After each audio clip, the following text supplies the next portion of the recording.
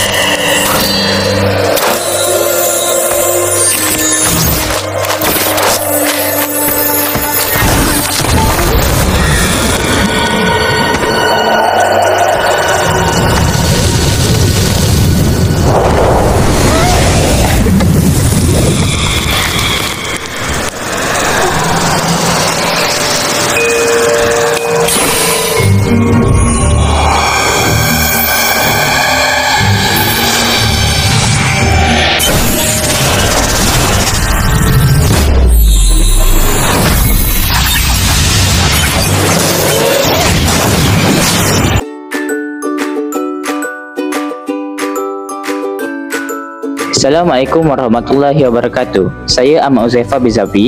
Saya Nur Ashkim binti RPD. Saya Muhammad Faris Aiman bin Muhammad Razi. Jadi pada hari ini kami akan membentangkan tentang analisis kesalahan ejaan, kesalahan bahasa dan kesalahan kata dalam buku cerita kanak-kanak. Bahasa Melayu perlu digunakan mengikut aturan sistem bahasa Melayu. Jika ayat yang dihasilkan oleh pengguna bahasa berselaru dan tidak gramatis, situasi ini menunjukkan bahawa tata bahasa Melayu tidak dikuasai sepenuhnya.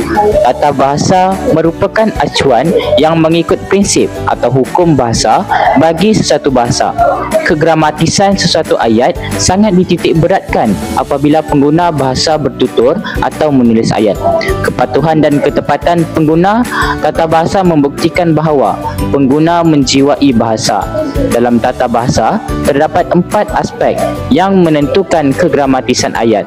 Aspek tersebut terdiri daripada ejaan, kata, frasa dan ayat. Kesalahan yang berlaku pada 4 aspek ini menunjukkan bahawa kegramatisan ayat tidak berlaku. Oleh sebab itu, amatlah penting untuk pengguna bahasa menyedari 4 kesalahan agar tidak berlaku kesalahan tersebut semasa menggunakan bahasa Melayu. Jenis-jenis kesalahan. Kesalahan ejaan. Kesalahan ejaan ialah penyimpangan atau kesilapan yang berlaku dalam bentuk tulisan dan tanda baca. Terdapat 9 jenis kesalahan ejaan yang lazimnya dilakukan, iaitu kesalahan huruf, tanda sepang, penjarakan, pola, keselarasan vokal, kelainan vokal, konsonan, bahasa pinjaman, bentuk bebas dan bentuk terikat. Kesalahan kata ialah kekeliruan atau kesilapan yang dilakukan dalam bentuk tulisan dan lisan. Terdapat 4 jenis kesalahan kata yang lazimnya dilakukan, iaitu kesalahan kata nama, kata kerja, kata adjektif dan kata tugas. Seterusnya, kesalahan bentuk kata. Kesalahan bentuk kata ialah kekeliruan atau kesilapan yang berlaku semasa mengenal pasti bentuk kata. Terdapat 3 jenis kesalahan bentuk kata yang lazimnya dilakukan, iaitu kesalahan kata terbitan, kata ganda dan kata majmuk. Kesalahan frasa.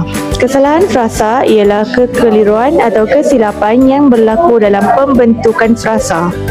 Terdapat 4 jenis kesalahan kata yang lazimnya dilakukan, iaitu kesalahan frasa nama, kesalahan frasa adjektif, frasa kerja dan frasa sendi nama.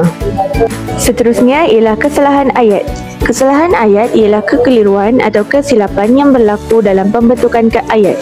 Terdapat 4 jenis kesalahan kata yang lazimnya dilakukan, iaitu kesalahan susunan ayat, klausa, ragam ayat, ayat perintah, ayat tanya dan ayat majmuk.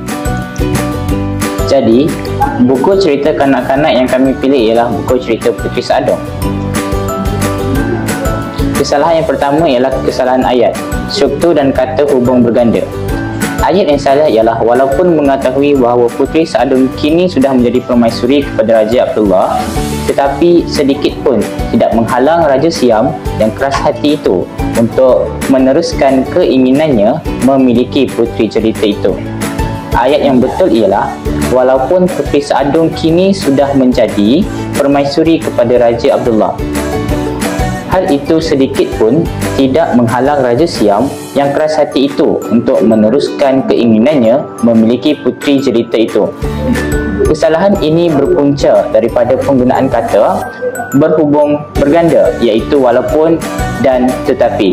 Menurut Tata Bahasa Dewan Nik Safiah Karim 2018, struktur ayat majmuk tidak boleh menggunakan dua kata hubung berlawanan seperti walaupun dan tetapi dalam satu ayat, kerana kedua-duanya membawa maksud penentangan. Kata hubung walaupun sahaja sudah cukup menunjukkan hubungan berlawanan antara dua klausa, maka kata tetapi perlu digugurkan. Kesalahan pertama, bahasa tidak baku. Ayat asal ialah betul ke perkabaran ini? Ayat yang betul ialah betulkah perkabaran ini? Kesalahan ini dikategorikan sebagai kesalahan kata, iaitu bahasa tidak baku. Ini kerana perkataan ke dan ni ialah bentuk lisan atau bahasa percakapan. Dalam bahasa Melayu baku, kita perlu menggunakan kah dan ini. Seterusnya, kesalahan ejaan. Termasyhur diri sepanjang zaman. Ayat yang salah. Manakala ayat yang betul termasyhur diri sepanjang zaman. Menurut sistem ejaan Rumi baharu 1972, gabungan huruf S dan H dalam ejaan lama telah digantikan dengan SY bagi menyeragamkan sebutan dan bentuk tulisan. Dari pandangan Dewan Bahasa dan Pustaka juga menegaskan bahawa ejaan baku perlu mematuhi sistem tersebut untuk memastikan keseragaman dan ketepatan dalam penulisan bahasa Melayu. Seterusnya ialah kesalahan kata, bahasa tidak baku atau imbuhan. Ayat yang salah ialah panggilkan tabib istana untuk mengubati sakit beta. Ayat yang betul ialah panggil tabib istana untuk mengubati sakit beta. Imbuhan kan tidak sesuai kerana tiada objek penerima. Kata kerja perintah sepatutnya panggil, bukan panggilkan. Kesalahan ini berlaku kerana penggunaan imbuhan kan yang tidak sesuai. Menurut Nik Safiah Karim et al. 2018 dalam Tata Bahasa Dewan, imbuhan kan digunakan apabila kata kerja tersebut mempunyai objek penerima. Dalam ayat ini, tiada objek selepas kata kerja dipanggil, maka imbuhan kan tidak diperlukan. Bentuk yang betul ialah panggil tabib istana, bukan panggilkan tabib istana. Kesalahan kedua, kata sendi bertindih. Ayat asal ialah sejak dari situ tidak ada lagi jejak sejarah mengenai Puteri Sa'adun. Ayat yang betul ialah sejak itu tidak ada lagi jejak sejarah mengenai Puteri Sa'adun. Kesalahan ini berlaku kerana terdapat kata sendi bertindih, iaitu sejak dan dari. Menurut Tata Bahasa Dewan oleh Nik Safiah Karim dalam karakan, kata sejak sudah membawa maksud masa permulaan, jadi tidak perlu digabungkan dengan dari. Seterusnya, kesalahan kata iaitu penambahan imbuhan kan. Ayat yang salah, kejelitaan baginda menjadi buah mulut masyarakat setempat sehinggakan sampai ke pengetahuan Raja Siam. Ayat yang betul, kejelitaan baginda menjadi buah mulut masyarakat setempat sehingga sampai ke pengetahuan Raja Siam. Menurut Tata Bahasa Dewan, imbuhan kan hanya digunakan apabila ada objek atau unsur yang menerima perbuatan. Dalam ayat ini, perkataan sehinggakan tidak memerlukan imbuhan kan kerana ia tidak melibatkan objek. Oleh itu, bentuk yang betul ialah sehingga sahaja. Selain itu ialah kesalahan kata, penggandaan berlebihan. Ayat yang salah, kesakitan itu amat sangat kuatnya dan bertambah-tambah lagi bila baginda menghampiri Puteri Sa'adun. Ayat yang betul, kesakitan itu amat kuat dan bertambah lagi bila baginda menghampiri Puteri Sa'adun. Amat sangat kuatnya, terlalu berlebihan. Dua penguat dan penanda milik. bila perlu diganti dengan apabila. Kesalahan ini melibatkan penggandaan dan pengulangan berlebihan. Dalam bahasa Melayu, penggandaan hanya digunakan untuk menambah penekanan atau menunjukkan bilangan yang banyak, tetapi tidak boleh digunakan berlapis-lapis. Menurut data Bahasa Dewan, bentuk seperti amat, sangat kuatnya atau bertambah-tambah lagi dianggap tidak gramatis kerana makna penegasan sudah cukup dengan satu unsur saja. Contohnya, amat kuat dan bertambah lagi. Kesalahan ketiga, kata kerja tidak baku. Ayat asal ialah lantaran itu Puteri Saadong merasa kecil hati dan terus merajuk. Ayat yang betul ialah lantaran itu Puteri Saadong merasa kecil hati dan terus merajuk. Kesalahan ini ialah kesalahan kata kerja tidak baku. Kata merasa digunakan untuk deria rasa, manakala berasa digunakan untuk menyatakan perasaan. Jadi dalam konteks ini, penggunaan berasa lebih tepat. Kesalahan bahasa tidak baku. Kabar angin menyatakan Raja Siam nak menyerang Kelantan. Betul ke? Ayat yang salah. Manakala ayat yang betul, kabar angin menyatakan bahawa Raja Siam hendak menyerang Kelantan. Betulkah? Selain itu ialah kesalahan kata, pemilihan kata dan penggunaan tanda sempang. Ayat yang salah, keberangkatan tiba Puteri Saadong ke negeri Siam telah disambut dengan acara yang penuh gilang gemilang. Ketibaan Puteri Saadong di negeri Siam telah disambut dengan acara yang penuh gilang gemilang, merupakan ayat yang betul. Kesalahan ini berpunca daripada dua perkara. Keberangkatan tiba ialah frasa berulang, dua perkataan bermaksud sama. Gunakan satu ketibaan. Gilang gemilang perlu ditulis gilang gemilang yang ditambah dengan sempang. Pemilihan kata yang tidak tepat. Kata keberangkatan tiba sebenarnya menggabungkan dua makna yang bertentangan. Berkata maksud pergi, manakala tiba bermaksud sampai. Maka hanya satu perlu digunakan. Bentuk yang betul ialah ketibaan. Kedua, kesalahan tanda sempang. Frasa gilang gemilang ialah bentuk penggandaan separa yang mesti dihubungkan dengan tanda sempang menjadi gilang gemilang. Menurut tata Bahasa Dewan, tanda sempang wajib digunakan untuk kata ganda penuh atau kata ganda separa agar bentuknya jelas dan menepati ejaan baku. Keempat, iaitu struktur ayat berganda. Ayat asal ialah sekiranya ada majlis kenduri kendara, maka penduduk di situ akan meminjam pinggan mangkuk yang ditemui di sebuah gua di bukit tersebut. Ayat yang betul ialah sekiranya ada majlis kenduri kendara, penduduk di situ akan meminjam pinggan mangkuk yang ditemui di sebuah gua di bukit tersebut. Kesalahan ini dikategorikan sebagai kesalahan kata sempang.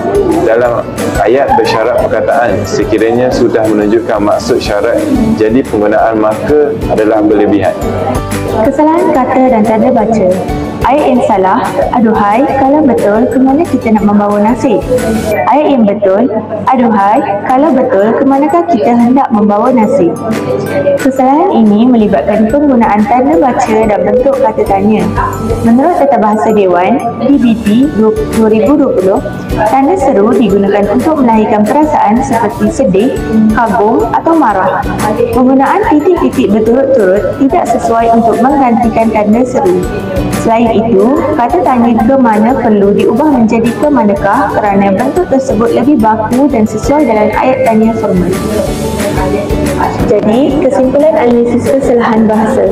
Secara keseluruhannya, hasil analisis terhadap petikan tentang Puteri Saadong menunjukkan bahawa masih terdapat pelbagai kesalahan tata bahasa seperti kesalahan ejaan, kata dan ayat. Antara kesalahan yang dikenal pasti termasuk penggunaan kata sendi yang bertindih, pemilihan kata yang tidak baku, struktur ayat yang tidak gramatis serta ejaan yang tidak mengikut sistem ejaan bumi baharu. Seterusnya, kajian ini membuktikan bahawa penguasaan tata bahasa amat penting untuk memastikan bahasa Melayu digunakan dengan betul, tepat dan indah. Melalui aktiviti seperti ini, pelajar dapat meningkatkan kepekaan terhadap kesalahan bahasa dan mengaplikasikan rumus tata bahasa dalam penulisan serta pertuturan seharian. Sebagai generasi digital, kita juga perlu memanfaatkan teknologi untuk memelihara keindahan dan ketepatan bahasa Melayu agar terus kekal relevan sepanjang zaman.